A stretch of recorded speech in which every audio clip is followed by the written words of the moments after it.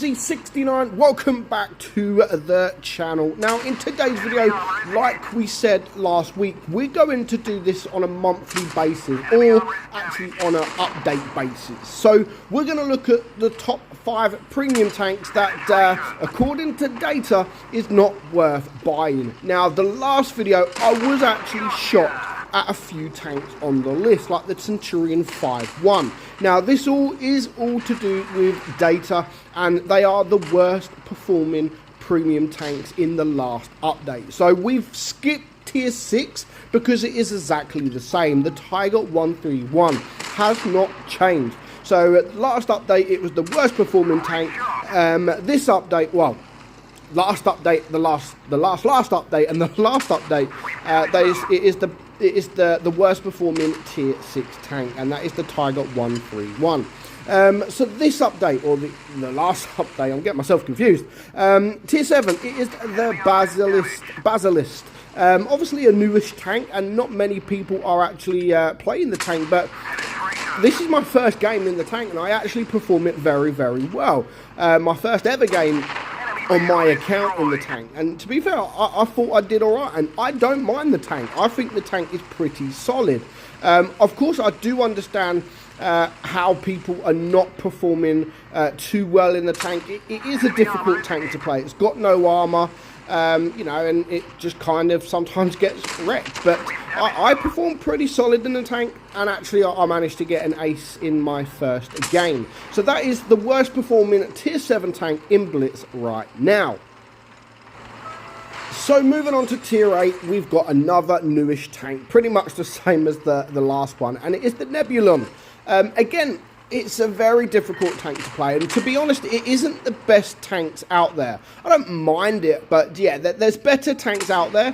But yeah, the worst performing tier 8 premium tank in the game right now is this. Now the thing with these, because the way they were brought into the game, probably not too many people actually own the tanks. So yeah, but the people who do own the tanks are not actually performing very, very well. So currently, the tier 8 tank, the worst performing premium tier 8 tank in Blitz, is of course the Nebulon. Now moving on to tier 9, again we're not going to do tier 9 because absolutely nothing has changed with tier 9. The T55A is the worst performing tier 9 premium tank, and to be honest, some of these are probably going to remain the same. I mean, the T55A will probably be one of the worst performing tier 9s like every time we do this, because there are pretty good tier 9 premium tanks. So yeah, but I'm still going to do them each month because I definitely think tier 6, tier 7, tier 8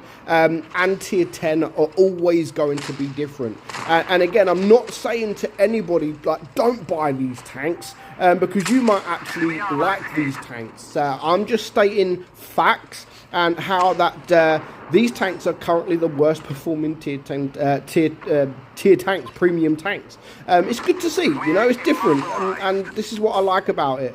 There's sometimes tanks on the list that you don't think that performs or that you think performs good, but yeah, clearly it doesn't. So that then leads me to tier 10, the worst performing tier 10 tank currently in the game. Now, last time we looked at this, it was the 5A. Is it the same, or has it now changed? Of course, it has now changed. This time, it is the Object 260. Now, pretty much very similar to an IS-7. Very, very similar. It's quite quick. The DPM for what it is quite good as well. But yeah, it just doesn't, nowadays, it doesn't perform as well as the IS-7. I think the tank looks great. I like the pike camouflage as well. But yeah, it's obviously not performing very, very well at all. And it is the worst performing tier 10 premium tank in the game right now. Now, this isn't a tank that I do go to. Like, it's never a tank that I go to if I want to play. In fact, I sold it ages ago, and I only bought it back to make this video with. So yeah, it's not a heavy tank that I regularly play. It doesn't seem to bounce much. The armor profile isn't the best on the tank.